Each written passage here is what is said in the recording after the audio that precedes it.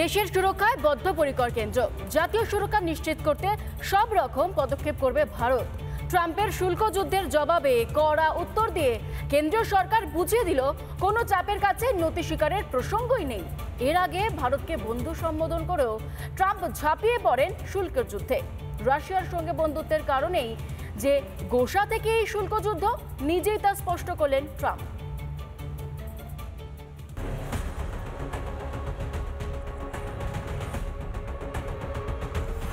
দেশ সবার আগে নিশ্চিত করা হবে দেশের সুরক্ষা। ভারত কোনোদিন কারো দাদাগিরি মানেনি, মানবেও না, সে কথা এই মঙ্গলবারও সংসদে দাঁড়িয়ে থেকে স্পষ্ট করেছেন প্রধানমন্ত্রী। এবার ট্রাম্পের শুল্ক যুদ্ধের মুখোমুখি দাঁড়িয়েও ভারত স্পষ্ট জানিয়ে দিল দেশ সবার আগে, দেশের সুরক্ষা নিশ্চিত করা হবে। বন্ধু ভারত, কিন্তু তার উপরও ট্রাম্প প্রশাসন চাপাচ্ছে 25% শুল্ক। তার মানে সাকুল্যে ভারতের ওপর ট্রাম্পের শুল্ক 35%। এই শুল্ক হলো গোঁসার শুল্ক। কিরকম গোঁসা, নিজেই স্পষ্ট করেছেন মার্কিন প্রেসিডেন্ট। সমাজ মাধ্যমে পোস্ট করেছেন, রাশিয়া থেকে সামরিক সরঞ্জাম কিনছে ভারত, শক্তি ক্ষেত্রেও রাশিয়ার সবচেয়ে বড় ক্রেতা ভারত। মানেটা সাফ, রাশিয়ার সঙ্গে ভারতের বন্ধুত্ব মোটেই মেনে নিতে পারেননি ট্রাম্প, আর তাতেই শুল্ক যুদ্ধে ঝাঁপিয়ে পড়লেন মার্কিন প্রেসিডেন্ট। কিন্তু আত্মনির্ভর ভারতের অর্থনৈতিক মেরুদণ্ডে আঘাত হানা যে এত সহজ নয় তা স্পষ্ট করে দিয়েছেন কেন্দ্রীয় বাণিজ্য ও শিল্প মন্ত্রক। সাফ জানিয়ে দিয়েছে ভারতের কৃষক, শিল্পোদ্যোগী, ক্ষুদ্র মাঝারি শিল্পগুলোকে রক্ষা করতে প্রয়োজনীয় পদক্ষেপে বদ্ধপরিকর কেন্দ্র। জাতীয় সুরক্ষা নিশ্চিত করতে প্রয়োজনীয় পদক্ষেপ করবে কেন্দ্রীয় সরকার। বিশ্বগুরু ভারত যে কোনো হুমকির পরোয়া করে না, ট্রাম্পের শুল্ক যুদ্ধের মুখে জবাব দিয়ে আরও একবার বুঝিয়ে দিল কেন্দ্রীয় সরকার। রিপাবলিক বাংলা। ভূমিকম্প শেষ হতে না হতেই আছড়ে পড়ল সুনামি। রিক্টার স্কেলে 8.8 মাত্রার কম্পন। সুনামির ঢেউ আছড়ে পড়ে জাপানের তোকাচি এবং হোক্কাইডোর উপকূলবর্তী এলাকাতে।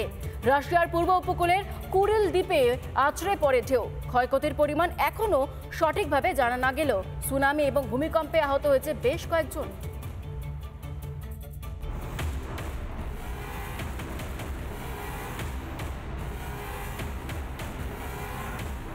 আছড়ে পড়ছে ঢেউ, সঙ্গে ঝোড়ো হাওয়ার শব্দ। জাপান আর রাশিয়ার একাধিক জায়গায় আছড়ে পড়ল সুনামি।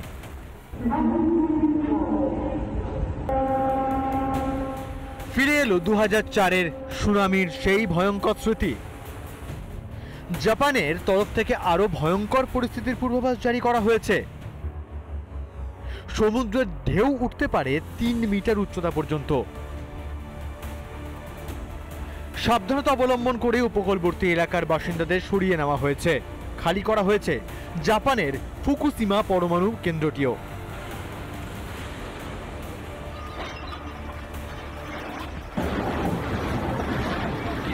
শুধু জাপান বা রাশিয়া নয়, সুনামির সতর্কতা জারি চীনের একাংশেও। আমেরিকাতেও সুনামি আছড়ে পড়ার আশঙ্কা।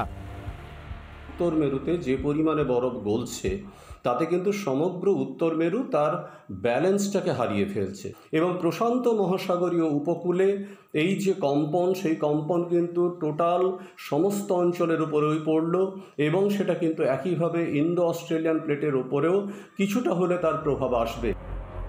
মার্কিন ভূতাত্ত্বিক জরিপ সংস্থা অনুসারে ভূমিকম্পের কেন্দ্রস্থল ছিল আভাচা উপসাগরের উপকূলীয় শহর পেট্রোপ্যাভলভস্ক ও কামচাটকাস্কির 125 কিলোমিটার পূর্ব ও দক্ষিণ পূর্বে।